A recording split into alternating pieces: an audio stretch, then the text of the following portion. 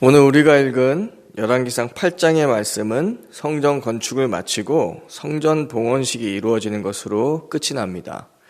성전 건축을 마친 해는 솔로몬이 왕위에 오른 지 11년 8개월이 지난 때였고, 성전 봉헌식이 이루어진 날은 솔로몬이 왕위에 오른 지 12년 7개월째였습니다. 그렇기 때문에 이 사이에는 11개월이라는 시간이 있게 됩니다. 이렇게 11개월 동안 성전 봉헌식을 미룬 것은 솔로몬이 장막절에 맞추어 성전 봉헌식을 하기 위함이었습니다. 이는 하나님과 이스라엘 백성이 언약을 맺은 것을 증거하는 언약궤가 성전의 중심인 것을 보여주기 위함이었습니다. 본문 4절 이하를 보면 제사장들과 레위인들이 다윗성에 법궤를 메고 성막 안에 모든 거룩한 기구들을 메고 올라갑니다. 이스라엘의 모든 장로와 지파의 우두머리인 족장들과 회중들이 그 법궤 앞에 모인 것입니다.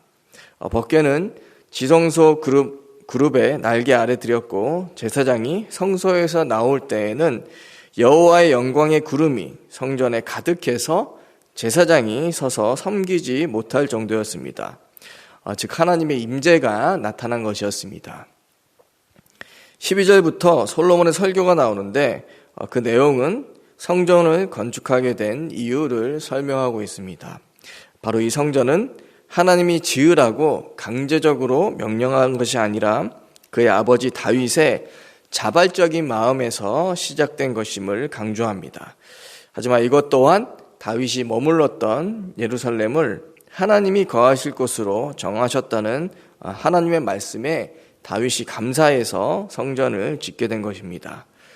그리고 솔로몬은 22절에서 제단 앞에서 이스라엘 온 회중과 마주 서서 하늘을 향해 두 팔을 들어 올리고 하나님께 기도합니다.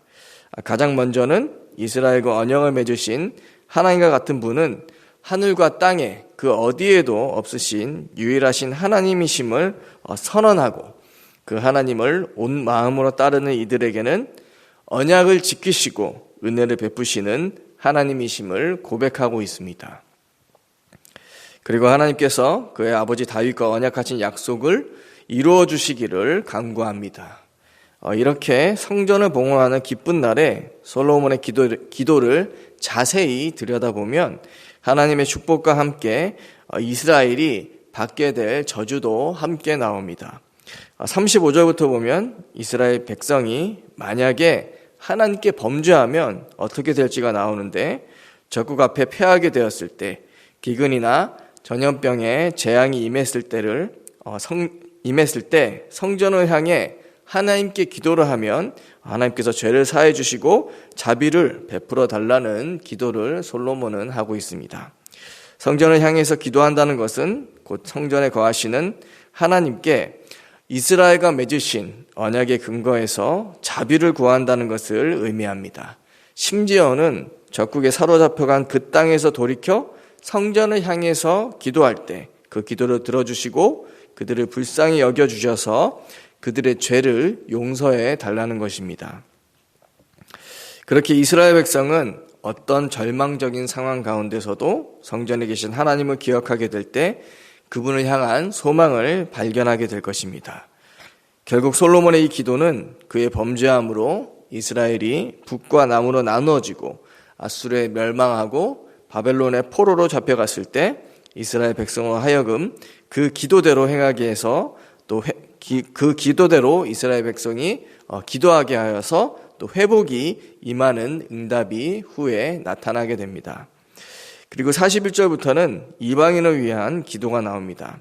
언약 백성이 아닌 이방인이라도 주의 크신 이름과 늘어난 손과 주의 펴신 팔의 소문을 듣고 와서 성전을 향해서 기도하면 하늘에서 들으시고 그들이 부르짖는 대로 이루어 달라고 기도합니다.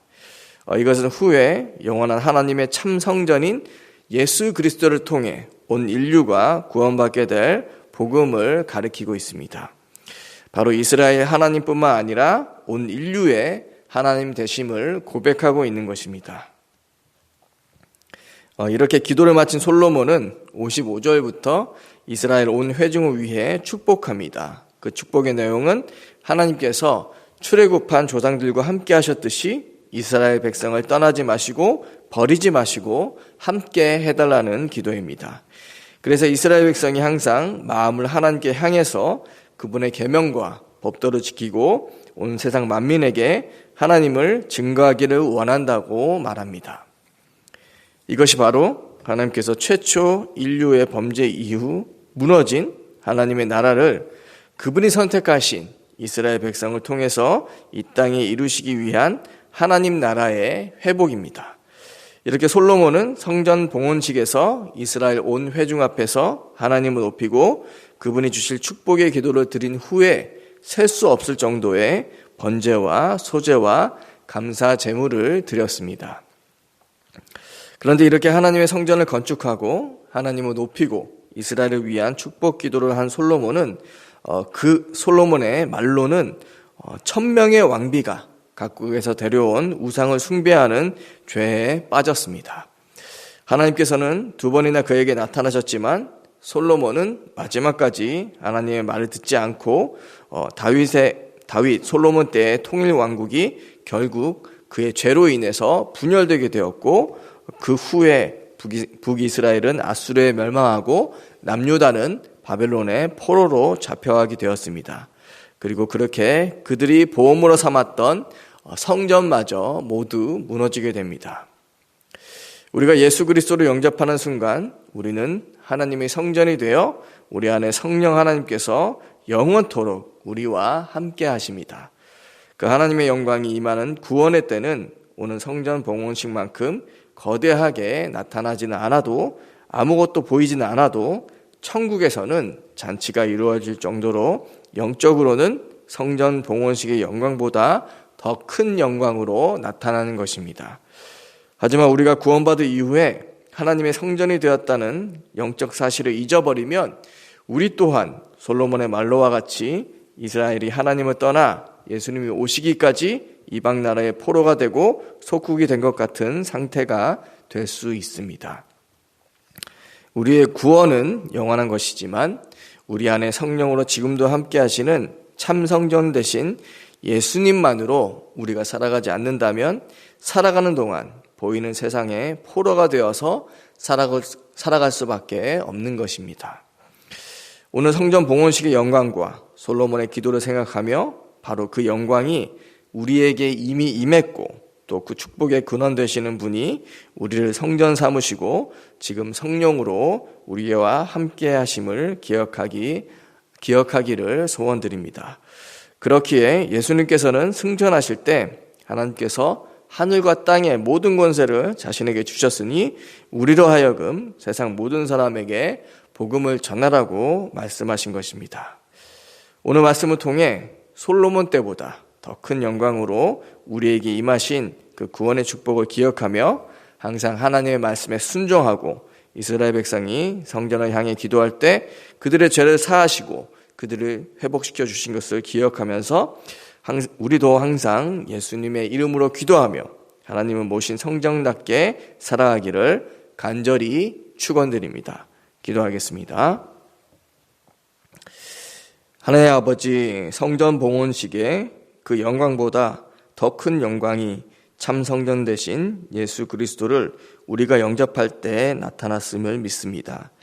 그리고 주님께서는 우리를 당신의 성전으로 삼으셔서 성령으로 지금도 우리와 함께 계시고 영원히 함께 하신다고 약속하셨습니다. 오늘 솔로몬의 설교와 기도를 통해 하나님의 성전된 우리 자신을 돌아보며 오직 말씀에 순종하며 항상 우리 안에 계신 예수님과 교제하고 살아가는 우리 모두 되게 하여 주시옵소서.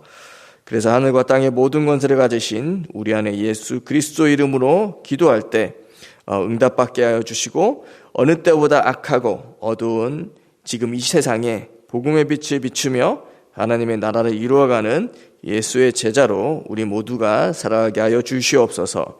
예수 그리스도 이름으로 기도드리옵나이다. 아멘. 하늘에 계신 우리 아버지, 아버지의 이름을 거룩하게 하시며 아버지의 나라가 오게 하시며 아버지의 뜻이 하늘에서와 같이 땅에서도 이루어지게 하소서.